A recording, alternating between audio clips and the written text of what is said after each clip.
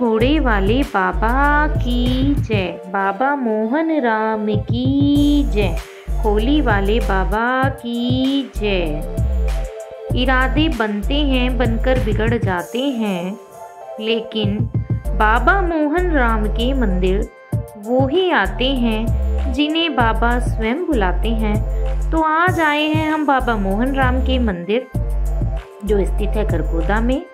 अगर आप यहाँ आना चाहते हैं तो आप आ सकते हैं। इस वीडियो को बनाने का उद्देश्य केवल इस मंदिर का प्रचार करना है। तो इस मंदिर में दोज के दिन भव्य यज्ञ किया जाता है और बाबा की गद्दी लगती है। कोरोना की वजह से यह गद्दी अब दिन में ही लगाई जाने लगी है, नहीं तो यहाँ पर शाम के समय बाबा जी की गद्दी लगाई जाती थी। तो मैं आपको कराऊंगी मंदिर के दर्शन। नमस्कार दोस्तों, मैं स्वागत करती हूँ आपका अपने YouTube चैनल पर। तो आज हम आपको कराएंगे बाबा मोहन राम मंदिर के भव्य दर्शन। तो यह मंदिर खरगोदा में स्थित है और यह जनता इंटर कॉलेज के बिल्कुल पास है गाइस। अगर आप यहाँ पर आते हैं तो आपको कोई भी बता देगा कि ये मंदिर कहाँ पर है, आप किसी से भी पूछ सकते हैं। तो हम आए हैं गाजियाबाद से खरगोदा और हम कराएंगे आपको बाबा जी के मंदिर के भव्य दर्शन। तो गाइस, यहाँ पर इस मंदिर की बहुत अधिक मान्यता है कि यहाँ पर जो भी भक्त आते हैं उनकी सभी इच्छाएं पूरी होती हैं और बाबा जी के बुलावे पर ही यहाँ आया जाता है।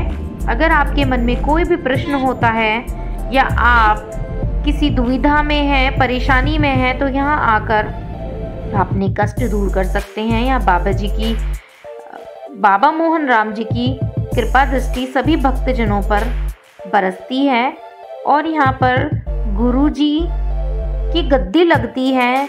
जिन गुरुजी को 45 साल हो गए हैं बाबा मोहन राम की भक्ति करते हुए, सेवा करते हुए, वो यहाँ पर गद्दी लगाते हैं और जो भी भक्तजन या भक्तगण यहाँ पर आते हैं वो अपने कुछ भी सवाल बाबा से पूछ सकते हैं। और यहाँ पर यज्ञ होता है महा की दोज को, और महा की दोज जो पूर्णमासी के बाद आती है उस पर यहाँ पर भव्य यज्ञ का आयोजन होता है। लोग अपने घर से सामग्री, उपला, कपूर, पान, सुपारी सब लाते हैं और जिसका भी मन हो यज्ञ में आहुति दे सकते हैं और बाबा की कृपा दृष्टि अपने ऊपर बनवा सकते हैं। और यहाँ पर बैठे हैं गुरुजी जो सबको दे रहे हैं आशीर्वाद, और इन्हीं गुरुजी की यहाँ गद्दी लगाई जाती है। और इनके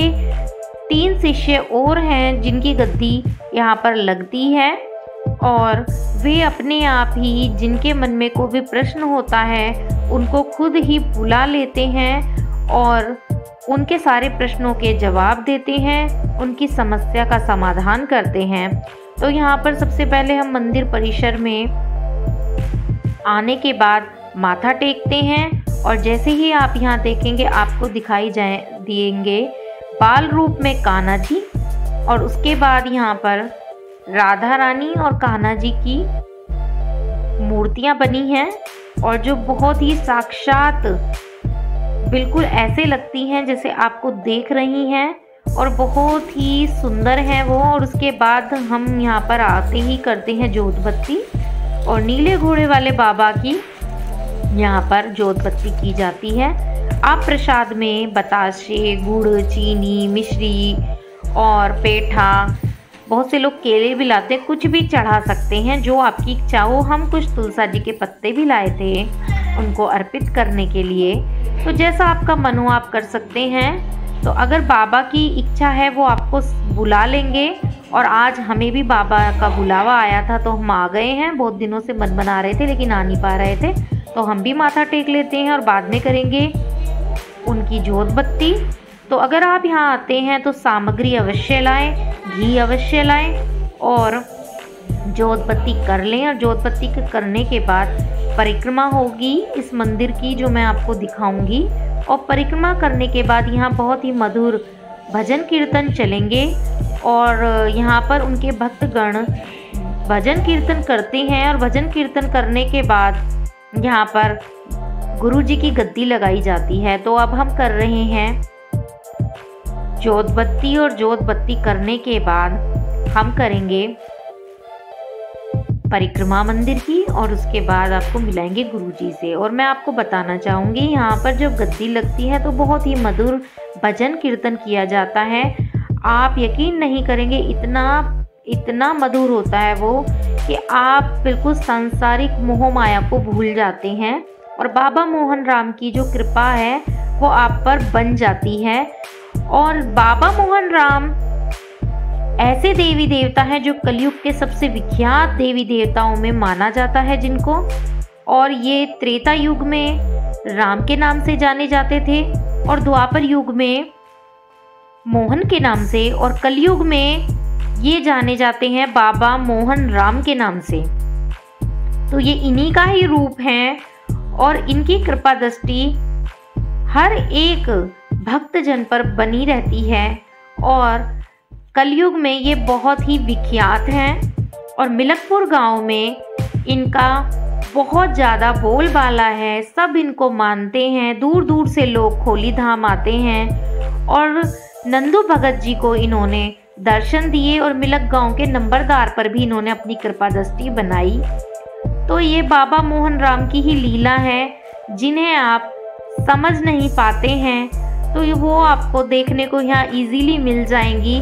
तो आप यहाँ ज़रूर आएँ और बाबा के दर्शन करें। खोली धाम अगर आप जा सकते हैं तो वहाँ भी जाएं और बाबा के दर्शन करें, और अगर आप यहाँ आना चाहते हैं तो यहाँ भी आएँ। मैं वृंदावन जाती रहती हूँ, तो मुझे यहाँ का पता लगा, तो मैंने सोचा क्यों ना मैं कान्हा से मिलने ज़रूर आऊँ। जब बाबा जी की यहाँ पर गद्दी लगती है, स्वयं बाबा जी दर्शन देते हैं भक्त जो होते हैं उनके, जो दूर दूर से आते हैं, तो क्यों ना मैं भी दर्शन करूं। तो इसीलिए मैं यहाँ पर आई, और आप यकीन नहीं मानेंगे, मैंने भी उनके दर्शन किए।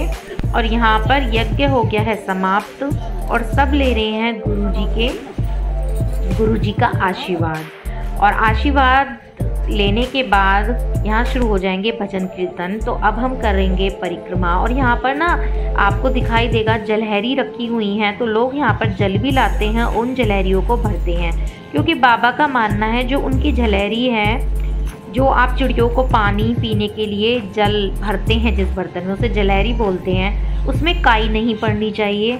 और अगर वो आपको प्रसादी के रूप में बबूत देते हैं, उस बबूत को अगर आप जलहरी में डालकर पीते हैं सुबह के समय, तो आपके सारे कष्ट और रोग दूर हो जाते हैं। तो अब कर रहे हैं हम परिक्रमा मंदिर की, और लोग परिक्रमा देते हैं 5, 7, 11 जितनी भी आपकी इच्छा हो उतनी परिक्रमा आप दे सकते हैं इस मंदिर की।